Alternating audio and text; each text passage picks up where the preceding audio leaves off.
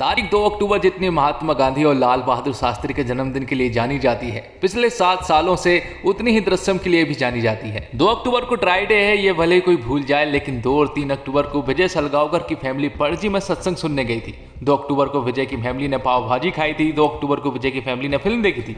ये कोई नहीं भूल सकता। तो दोस्तों, इंडस्ट्री में शायद ही किसी फिल्म के सीक्वल को लेकर फैंस के बीच इतनी हाइप क्रिएट होगी। बाहुबली के बाद जो पागलपन बाहुबली 2 को लेकर था, ठीक वही दीवानगी अजय देवगन की फिल्म दृश्यम के प्रति फैंस में दिखती हुई नजर आ रही है। तो एक्सप्लेनेशन शुरू करते हैं, और अगर वीडियो अच्छा लगे तो वीडियो को लाइक जरूर कीजिएगा, और इसी तरह की वीडियोस पाने के लिए आप हमारे इस चैनल को सब्सक्राइब भी कीजिएगा, ताकि आपको इसी तरह के लेटेस्ट और फ्रेश कंटेंट मिलते रहे। तो फिल्म की शुरुआत होती है डेविड नाम के एक आदमी से, जो कि एक आदमी को ड्रग्स देने के लिए जाता है। और जब डेविड उस आदमी को ड्रग्स दे देता है तो वो आदमी डेविड को बदले में पैसे नहीं देता है, जिसके कारण उन दोनों के बीच में झड़प होने लगती है। और इसी झड़प में डेविड से गलती से गोली चल जाती है और वो आदमी मारा जाता है। लेकिन तभी यहाँ पर पुलिस आ जाती है, और पुलिस ने डेविड को उस आदमी को मारते हुए देख लिया था।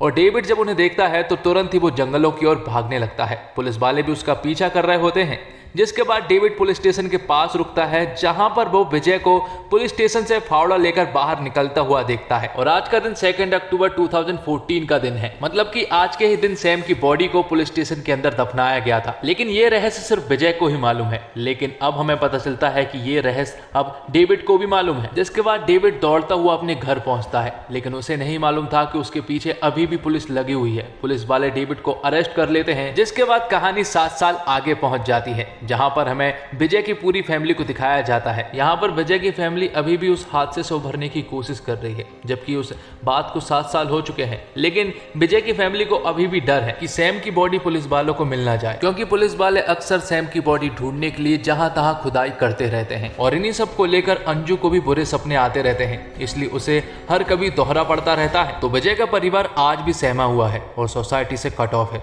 हाँ, विजय इस बीच केबल ऑपरेटर से एक थिएटर का मालिक बन चुका है। फिल्म का शौकीन विजय फिल्म प्रोड्यूस करना चाहता है, और कहानी को लेकर उसकी मुलाकात एक जाने माने डायरेक्टर से होती है। और विजय ने अपनी फिल्म की कहानी भी खुद ने ही लिखी है। हालांकि विजय अपनी फिल्म की लिखी कहानी के क्लाइमैक्स से खुश नहीं है, इसलिए वो डायरेक्टर से मिलने के लिए आया था और क्लाइमैक्स के बारे में डिस्कस कर रहा था।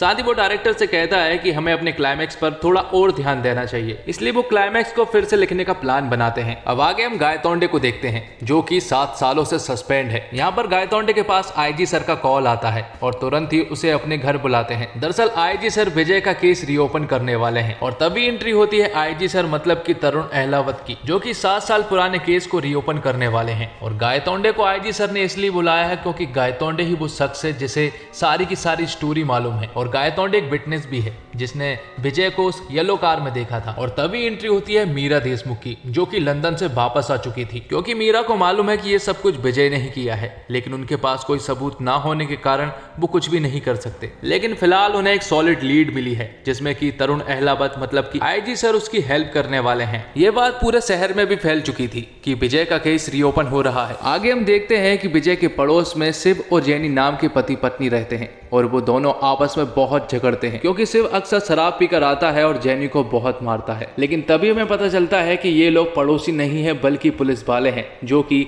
विजय की फैमिली के ऊपर नजर रख रहे थे। साथ ही इन्होंने विजय के पूरे घर में माइक्रोफोन फिट करके रखे थे, ताकि वो विजय की फैमिली के हर एक इंसान की हर एक बात सुन सके। लेकिन विजय की फैमिली ऐसी कोई भी बात नहीं करते हैं जिससे कि पुलिस वालों को ये पता लगे कि सैम की बॉडी कहां पर है। दरअसल सैम की बॉडी तो सिर्फ विजय को ही मालूम है। हालांकि विजय की फैमिली भी ये जानना चाहती है कि सैम की बॉडी कहां पर है, लेकिन विजय उन्हें कुछ भी नहीं बताता है और इस बारे में बात करने से साफ मना कर देता है। अब पुलिस 7 साल पहले की इन्वेस्टिगेशन शुरू करती है और ये पता करने की कोशिश करती है कि विजय को उस रात किस किस ने देखा। अब क्योंकि विजय 2 अक्टूबर को सुबह 5 बजे पणजी निकल गया था, मतलब उसने बॉडी 1 से 4 बजे के बीच में ही दफनाई होगी, तो विजय सिर्फ 45 किलोमीटर के रेडियस में ही उस बॉडी को दफना पाएगा। इसलिए पुलिस वाले इन्वेस्टिगेशन करते हैं, पर उन्हें ज्यादा कुछ हाथ नहीं लगता है। तब आईजी सर ये अनाउंस करवा देते हैं कि जो भी विजय के केस में एक सॉलिड लीड लेकर आएगा उसे 5 लाख रुपए दिए जाएंगे। अब आगे हम पुलिस के सामने चाय वाले कॉर्नर को देखते हैं, जहां पर अक्सर लोग विजय के केस के बारे में बात करते रहते हैं। साथ ही हम यहीं पर डेविड को भी देख पाते हैं,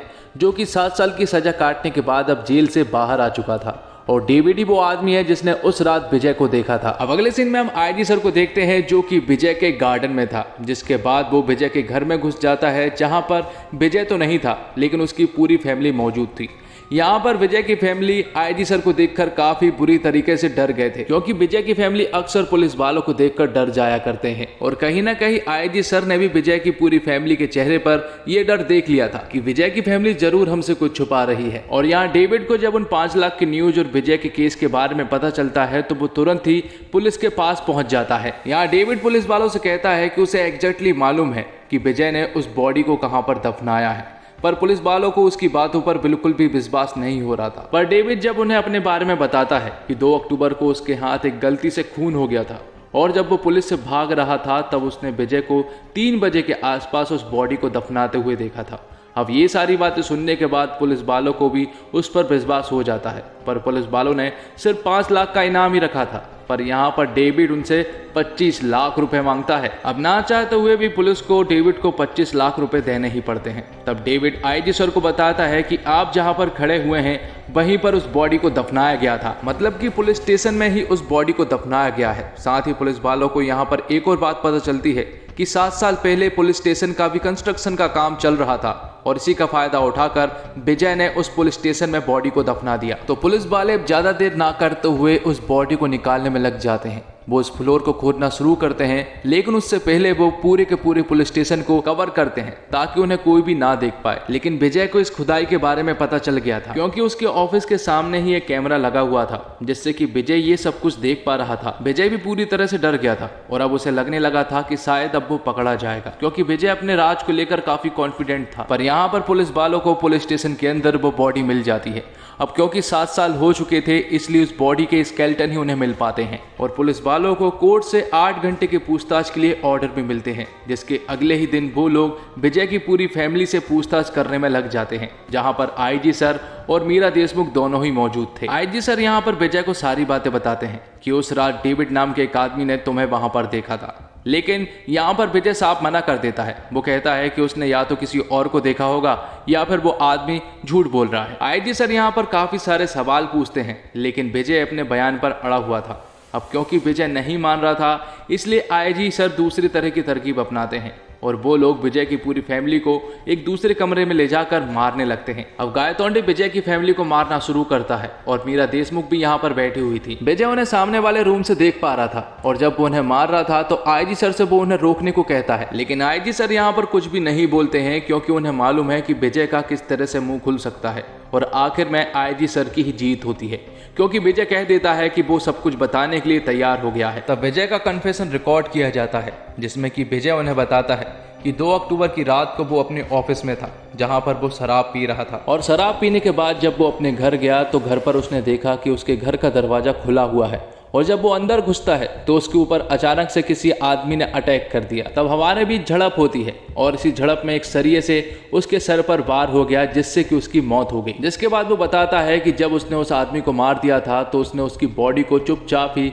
पुलिस स्टेशन में दफना दिया, जिसके बारे में उसकी फैमिली को भी कुछ नहीं मालूम है। अब क्योंकि विजय पकड़ा गया था इसलिए उसने सारा का सारा इल्जाम अपने ऊपर ले लिया ताकि उसकी फैमिली बची रहे। कन्फेशन के बाद विजय अपने घर जाता है, जहां पर विजय की फैमिली पूरी तरह से दुखी थी, क्योंकि उनका इल्जाम विजय ने अपने सर ले लिया था। अब अगले ही दिन विजय को कोर्ट ले जाया जाता है, जहां पर आज पुलिस वालों को विजय की पूरी तरह से जुडिशियल कस्टडी मिलने वाली थी, इसलिए गायतोंडे विजय को अपने घर से ले जाकर कोर्ट ले जाने लगता है। और यहाँ पर आईजी सर खुश हो रहे होते हैं, क्योंकि उन्हें ऐसा लग रहा था कि उन्होंने विजय के इस केस को सॉल्व कर दिया है। यहीं पर मीरा देशमुख भी मौजूद थी और तभी यहाँ पर एक आदमी आता है जो कि आईजी सर से विजय के बारे में कुछ इंपॉर्टेंट बात करना चाह रहा था, और ये आदमी कोई और नहीं बल्कि विजय की फिल्म का डायरेक्टर होता है, जो कि उन लोगों से कहता है कि शायद विजय को पहचानने में मुझे बहुत बड़ी भूल हो गई है। वो बताता है कि उसकी मुलाकात विजय से 2016 में हुई थी, जहाँ पर वो एक फिल्म बनाने के बारे में मुझसे बात कर रहा था। उसने कहा था कि वो इस फिल्म को प्रोड्यूस करेगा, साथ ही इस फिल्म की स्टोरी भी लिखेगा। तब उन्होंने तय किया कि इस फिल्म की स्टोरी वो दोनों मिलकर लिखेंगे। फिल्म की स्टोरी ऑलमोस्ट कंप्लीट थी, लेकिन वो क्लाइमैक्स में जाकर अटक जाते हैं। सबसे पहले तो डायरेक्टर आईजी और मीरा को उनकी लिखी हुई स्टोरी सुनाता है, और दरअसल वो स्टोरी विजय की एक बायोपिक है। उन्होंने सैम के साथ जो भी किया और इस केस में जो कुछ भी हुआ वो सब कुछ विजय ने उस स्टोरी में लिखा था। और अब क्योंकि विजय को इस स्टोरी के कॉपीराइट का डर था, इसलिए उसने एक पुस्तक भी पब्लिश करवा दी थी, और डायरेक्टर उन्हें यही बातें बताने आया था कि वो बुक मेरे नाम से पब्लिश हुई है। अब आगे यहाँ पर डायरेक्टर कुछ बता पाता तभी गायतोंडे का आईजी सर के पास कॉल आता है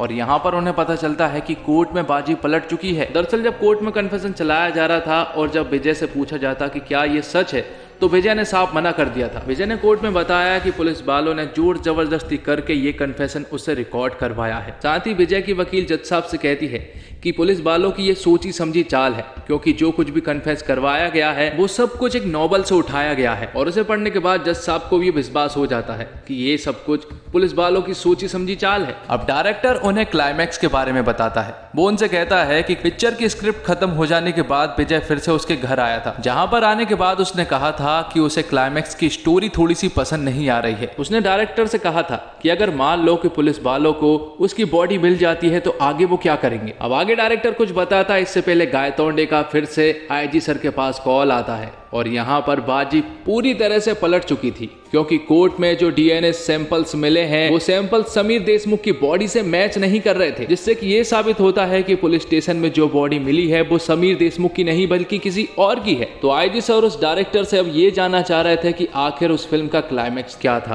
तो डायरेक्टर उसे बताते हैं कि हीरो को मालूम था कि पुलिस वालों को उसकी बॉडी मिल जाएगी, इसलिए हीरो ने पहले से ही इन सब का इंतजाम करके रखा था। तो विजय ने समीर की बॉडी को पुलिस स्टेशन के नीचे दफनाया जरूर था, पर तब से ही वो समीर जितनी हाइट और उसकी एज जितनी डेड बॉडी को ढूंढ रहा था। तब विजय की मुलाकात एक आदमी से हुई थी जो कि चर्च में काम करता है और उसी के बाजू में लोगों को दफनाया भी जाता है, और वहीं पर विजय की ये तलाश खत्म हुई थी। विजय ने उस चर्च वाले आदमी की पैसों से मदद की, जिसके बदले में उसने उस लड़के के स्केलेटन विजय को दे दिए। अब ये स्केलेटन सिर्फ बदलने थे, और जहां पर डीएनए के स्केलेटन की रिपोर्ट चेक किए जाते हैं वो दिन में किए जाते हैं। तो विजय मौके का फायदा उठाकर समीर देशमुख के स्केलेटन को बदल देता है और समीर देशमुख के स्केलेटन को वो डिस्ट्रॉय भी कर देता है। तो विजय के खिलाफ अब कोई भी सबूत नहीं थे, इसलिए कोर्ट विजय को बाइज्जत बरी कर देती है और एक बार फिर से विजय की जीत होती है। तो